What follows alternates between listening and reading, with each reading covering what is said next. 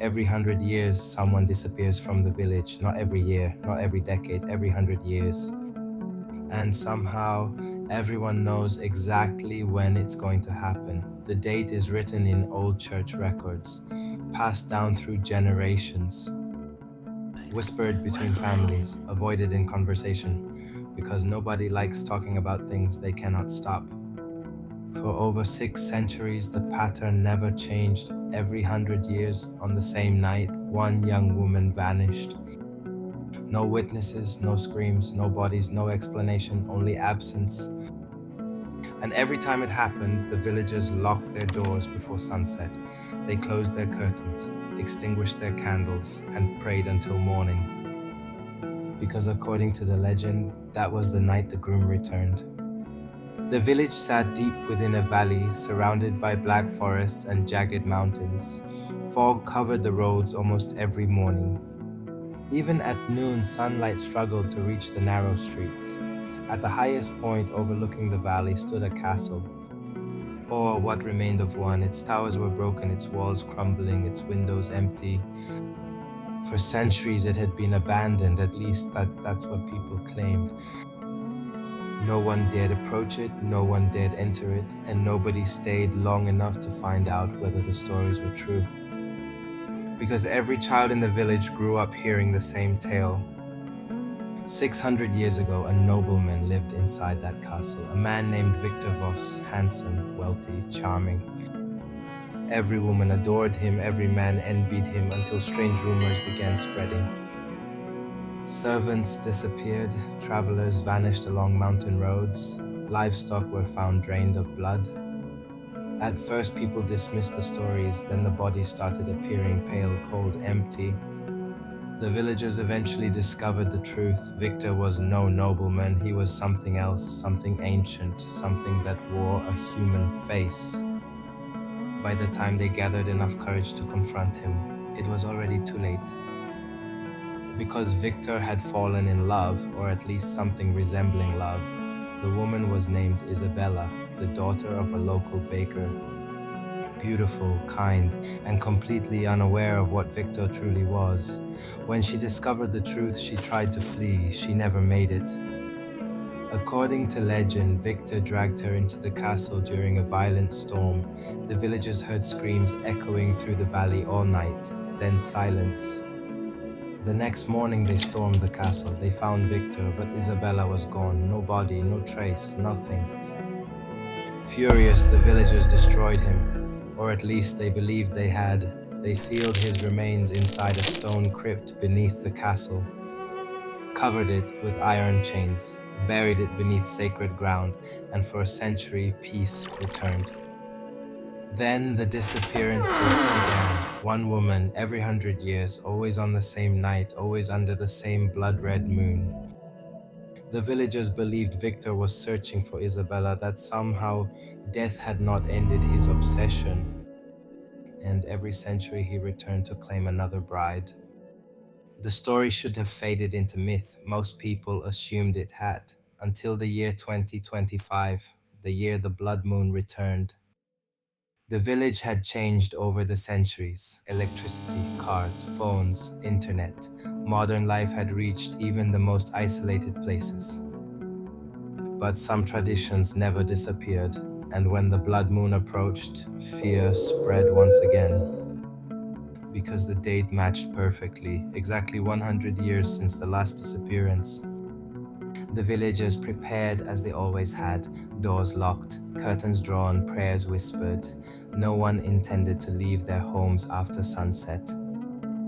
Except for one person, a young woman named Elena. Unlike the others, Elena didn't believe the legend. She considered it superstition, a story invented to frighten children. The idea of a 600-year-old vampire searching for a bride seemed ridiculous. Impossible, and impossible things don't happen, at least that's what she believed. Until the photographs appeared. The first photograph arrived in her mailbox without explanation, no envelope, no stamp, no note. Just a faded image. The picture showed a woman standing outside the castle. The strange part wasn't the castle, it was the woman. because the woman looked exactly like Elena. Same face, same eyes, same hair. The photograph appeared ancient, at least 100 years old. Yet somehow her face stared back from it. Elena assumed it was a prank. Until a second photograph arrived, then a third, then a fourth, each older than the last, different decades, different clothing, different generations. Yet every woman looked identical to her, the same face repeating throughout history, again and again and again, as if the village had been haunted by the same woman for centuries. The final photograph terrified her most because written on the back were 4 words: "I finally found you." The handwriting appeared fresh, as though it had been written only moments earlier. The blood moon rose 3 nights later, and with it came the storm. Villagers hurried indoors, thunder rolled across the mountains. Rain lashed against windows. The entire valley felt wrong, heavy, oppressive, like the air itself was holding its breath. Around midnight, and the power failed. Darkness swallowed the village. Only moonlight remained, a crimson moon hanging above the valley like an open wound. Then the bells began ringing. The church bells, slow, deep, unnatural. The church had been empty for hours. Nobody was there to ring them. Yet they continued, one toll after another, echoing through the storm. The villagers listened from inside their homes, too frightened to investigate. Then came the scream, a single scream, sharp, terrified, cut short almost immediately, and then silence. Morning arrived, the storm passed, the power returned, and the village emerged. One house stood open, Elena's. She was gone. No signs of struggle, no evidence, nothing exactly as the legend described. The villagers knew where to look. For the first time in generations, they climbed the path toward the castle. The doors stood open, waiting. Inside, centuries of dust covered every surface, yet one trail remained untouched. Fresh footprints leading downward into the crypt. The villagers followed, torches trembling in their hands. The deeper they descended, the colder the air became, until they reached the chamber beneath the castle. And there they found it, the stone coffin, the chains shattered, the lid broken open, empty. Beside it stood another coffin, one that had never been mentioned in any legend, one that had never appeared in any record.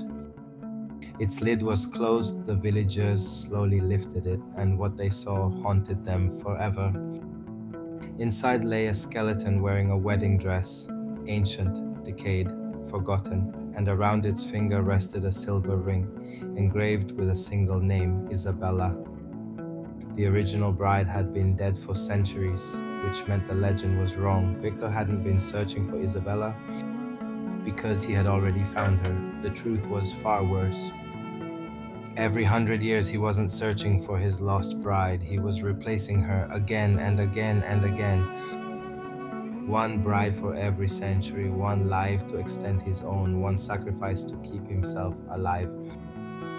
The villagers fled the crypt, terrified, certain the nightmare had ended, certain Elena was already gone. Then they noticed something. A carriage stood outside the castle, black, ancient, untouched by time. Its tracks led away from the valley, toward the mountains, toward places unknown. Elena was never seen again. Neither was Victor, but strange reports continued to emerge. Stories from distant cities, stories from different countries. Stories separated by decades. Witnesses describe seeing a pale man dressed in black, always accompanied by a beautiful young woman. Neither appears to age, neither appears in photographs, and wherever they stay, young women begin disappearing, one by one. As though the search never truly ended, as though Victor still walks among us, preparing for the next century. Searching for the next bride, waiting beneath another blood-red moon. And if the legends are true, he has less than 100 years left before he comes back again.